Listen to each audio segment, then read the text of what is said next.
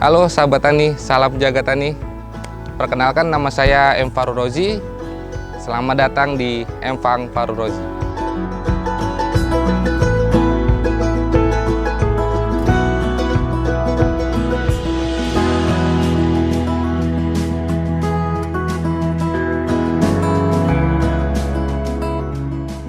Kita di sini sudah mulai dari tahun 2014, ya mulai aktifnya sih 2017-an. Kalau saya pribadi mulainya itu karena mungkin bosen di kantoran ya.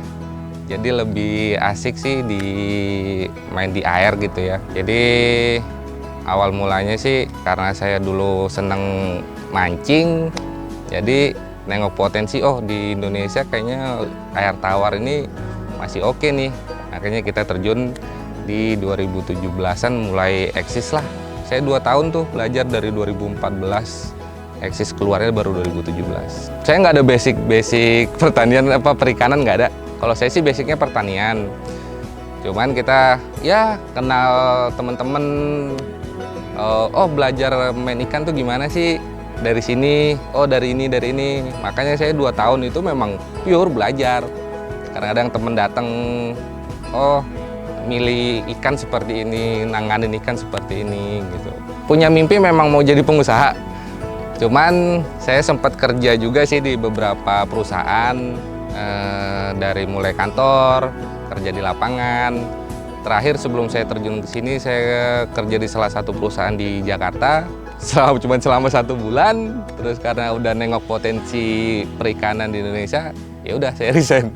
Saya langsung memutuskan kerja menjadi pengusaha di perikanan, terutama di gurame. Itu momennya sih dibilang kesempatan sih.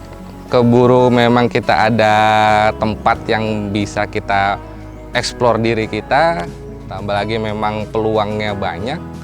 Jadi kalau dibilang momennya ya kesempatan sih.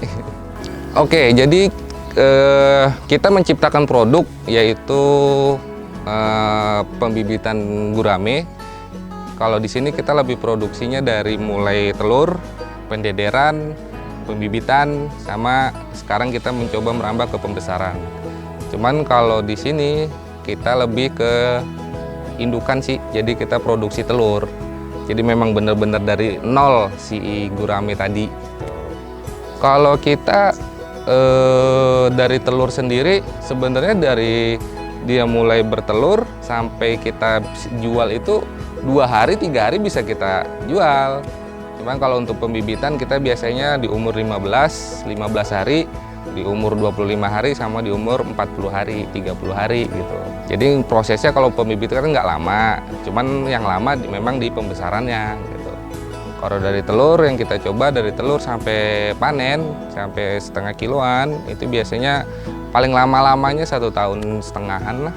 Oh kalau dibilang susah apa enggaknya, kalau di gurame ya pasti bakalan ada halangan juga. Cuman disitulah momen-momen dimana memang jiwa-jiwa pengusaha itu memang harus benar-benar ditekanin gitu kan. Jadi ya gampang-gampang susah sih. Kalau ditanya kenapa saya milih gurame, yang pertama dari pakan. Pakannya itu dia lebih gampang.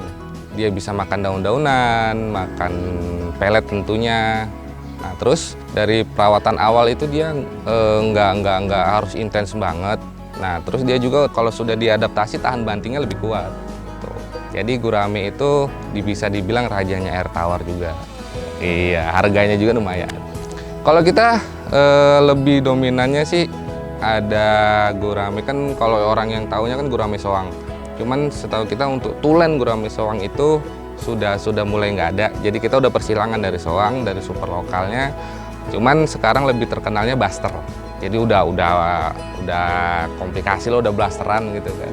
Gurame Padang juga ada. Yang harganya dari mulai terendah di harga 90 perak yang masih bentuk telur, sampai ukuran konsumsi yang bisa dibilang di rank 40-50, sampai kita juga jual beli di indukannya. Itu bisa main paketannya di atas 1 jutaan. Kalau untuk pengiriman kita sudah se-Nusantara, dari mulai Sabang sampai Merauke kita udah kirim gitu. Cuman memang kalau untuk pengiriman memang dari telur sampai bibit umur 30 hari. Soalnya kalau udah di atas itu kapasitasnya sedikit, yang pertama, yang keduanya ketahanannya kurang kuat gitu kan. Soalnya kan dia pasti nggak bisa lebih dari 6 jam. Jadi setiap daerah itu beda dalam artian perawatannya beda. Contohnya aja seperti penanganan airnya, tinggi air itu berpengaruhi. Cuman kalau untuk gurame lebih cocoknya memang ya di suhu 26 ke atas lah yang kita pelajarin. Kalau di buku mungkin lain ya. Kalau di lapangan kita di sini memang kita pakai airnya memang air yang tidak terlalu dalam. Tujuannya apa? Biar sinar matahari full gitu. Jadi memang daya tahan tubuhnya lebih kuat kalau memang dia di suhu yang hangat. Enggak tentu sih. Cuman kebanyakan konsumen kita lebih ke telur. Karena memang mereka taunya kan kita produksi memang pembibitan dari telur, terus sampai ukuran, kalau di sini sebutnya gabang, waci yang umur 15 hari, 25 hari, terus ukuran nguku lebih banyak gitu. Cuman kalau memang, biasanya kalau rumahan, oh bang kita cari yang simple aja yang udah bisa makan daun, ya palingan ukuran yang sudah 3 jarian lah. Dia kan udah bisa makan daun, terus pembesarannya juga bisa lebih cepat. Kalau pandemi, awal-awal pandemi terbilang grafiknya lebih naik.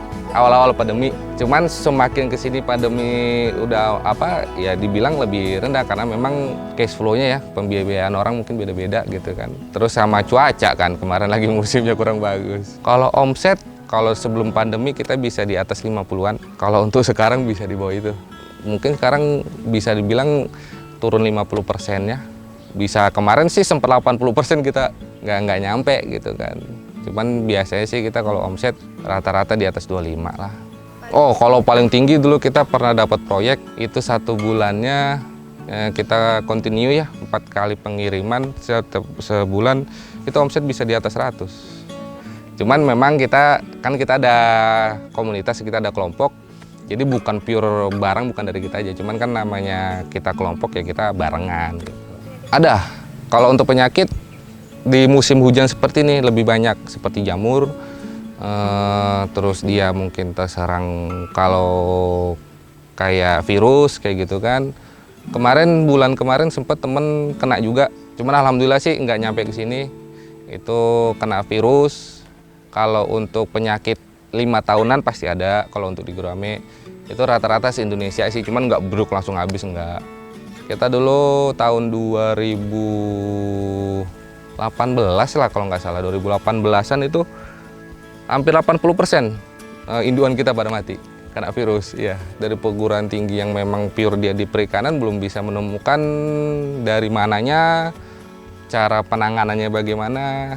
Cuman kalau kita memang yang tadinya di kolam tanah kita naikkan ke kolam terpal dengan tujuan beda habitat. Terus yang dari kolam terpal kita turunin ke kolam tanah. Kalau untuk saat ini sih kita penanganannya seperti itu, dan alhamdulillah 80% kita kemarin bisa ngelewatin itu. Iya, 2018 kemarin kita memang ya dibilang ujian paling besar ya. Yang pertama ikan kita kena virus, yang kedua debit hujan lagi tinggi, terus kita untuk persiapan galangan kita belum, banyak yang jebol, biangan juga pada hilang, pada kanyut. Ya dibilang pas itu lagi memang drop-dropnya jadi petani lah. Cuman kita nggak nyampe situ, kita bangkit lagi, alhamdulillah sekarang sudah terkontrol lah. Oh, pas hujan kita bagaimana, pas kena penyakit bagaimana, ya pelajaran. Kalau itu sih mental dalam artian diri kita sendiri. Kalau kita berusaha, kita berpikir untuk gua harus punya modal baru gua dapat duit. Kalau saya tidak berpikir seperti itu. Yang penting gua berusaha, walaupun gua tanpa modal, setidaknya mental gua masih ada, mental saya masih ada. Nah, kita juga ngerangkul teman-teman, ayo. Jadi selain kita motivasi diri kita juga harus motivasi orang lain, dan kita motivasi orang lain itu sama aja kita motivasi diri kita, dan kita membuktikan kalau gua bisa, lu juga harus bisa. Jadi kita bareng-bareng dan kita bisa bangkit. Kalau kita cuman sendiri, wah gua harus bisa, pas udah di tengah jalan kok nggak bisa ya, tanpa ada temen nggak bakalan bisa kalau menurut saya gitu. Betul, dan kemarin kita kayak seperti itu. Ya kita kan di sini banyak temen ya. Jadi pas kemarin lagi musim seperti itu, ya udah kita rangkul teman-teman, kita gotong royong, ayo kita bangkit bareng-bareng lagi. Jadi yang tadinya kita satu-satu, sekarang kita 1/2 lah, yuk kita bareng-bareng gitu. Jadi disitulah kita bisa bangkitnya. Kalau yang saat itu ada kita apa ya namanya ya, kita ngirim barang, kita ngirim ikan, mereka tanpa nggak bayar, mereka kabur. Terus kita juga kan harus keluar modal lagi, dan itu beberapa kali. Terus kita pengiriman, terus kita ada kegagalan, kita harus ganti. Ya itu resiko gitu kan. Cuman kalau yang paling yang paling merugikan gitu kan, ya yang kemarin itu, yang 2018 itu, yang bener-bener harus mulai dari nol lagi. Kalau untuk saya pribadi sih, kan kita ada dibilang ya kayak family, keluarga gitu kan. Jadi mereka yang mensupport, kita yang di lapangan yang harus menjaga kepercayaan. Ya kan semua ujung tombak kan kita nih yang di lapangan. Ya udah, ayo kita bangkit lagi, dan sekarang alhamdulillah sudah bisa ngelewatin itu. Kalau usaha sih nggak mungkin. Kalau manusia mayoritas nggak punya batasan ya. Cuman kalau dari hasil yang tercapai saya yang paling besar itu, saya bisa menikah dari gurame. Itu sih yang paling saya dari bener-bener saya jatuh, saya cuman modal 300.000, saya masih ingat. Dan saya niatkan, saya dari pihak istri sudah kapan nih, sudah menentukan waktu. Saya dibilang pas lagi jatuh-jatuhnya itu, dari mulai modal 300.000 selama 2 bulan, dan saya bisa meminang dia. Itu sih hal yang paling tujuan yang tercapai gitu. Oh, kalau itu sih, kalau dari orang lain dia lebih mendukung. Cuman dari pihak keluarga saya, yang lu udah enak-enak kerja di kantor dengan gaji yang sudah pasti, kenapa lu harus dibilang main di empang sih, yang dibilang penghasilannya nggak jelas, kadang-kadang dapat, kadang-kadang enggak. Cuman ya karena memang saya dari dulunya, gua harus jadi pengusaha nih. Kebetulan kita ada peluang, kita ada kesempatan, kenapa harus saya sia-siain? Ya saya sih lebih bersyukur dalam artian di waktu saya masih muda ini saya bisa menciptakan, dalam artian pensiun gua mau bagaimana. Target saya di umur saya 35 tahun, saya mau pensiun dini. Itu target saya. Saya sekarang masih umur 28, jadi masih ada waktu. Dalam artian tuh pensiun dini, dalam artian nanti gua pensiun mau kemana, mau ngapain. Jadi sekarang saya ngerencanain. Kalau untuk modal, sekarang kan udah banyak pemodalan. Kalau dibilang usaha harus punya modal, memang bener. Cuman kalau kita punya modal, kalau kita nggak punya tekad, sama nggak punya pengalaman, sama aja gitu kan. Dan semuanya itu, modal itu bisa dibilang di nomor 2-in aja. Yang penting mah lu punya keyakinan, dan usahakan apapun tujuan kamu, ceritakan ke orang lain. Dan orang lain yang sejalan sama kamu itu nanti bisa menjadi modal gitu. Nggak harus duit. Kepercayaan itu modal. Oke, pesan saya untuk sahabat tani, yang pertama, jangan pantang menyerah, itu pasti. Yang kedua, mulailah segala sesuatunya itu dari hobi. Bukan dari hobi aja sih, maksudnya dari kita nyaman, dari kita senang. Kalau semuanya itu udah kita senang, ya udah ngalir aja. Kalau untuk kita target, wah gue mau usaha ini karena gue nyari duit, karena gue ini. Kalau menurut saya jangan berpikir ke situ. Yang penting jalanin aja dulu. Kalau udah memang rezeki, insya Allah. Yang penting mah niatnya, mentalnya harus bener-bener. Jangan, gue gagal sekali, gue ganti, mungkin saya nggak cocok di air, saya ganti lagi. Saya nggak cocok di darat, saya ganti lagi. Itu dibilang lingkaran itu nggak akan habisnya. Jadi kalau memang udah satu, ya satu aja, jalanin. Jadi bakalan ketemu masalahnya di mana, cara penyelesaiannya di mana, dan sahabat tani bakalan tahu saya memang bener-bener usahanya di sini gitu.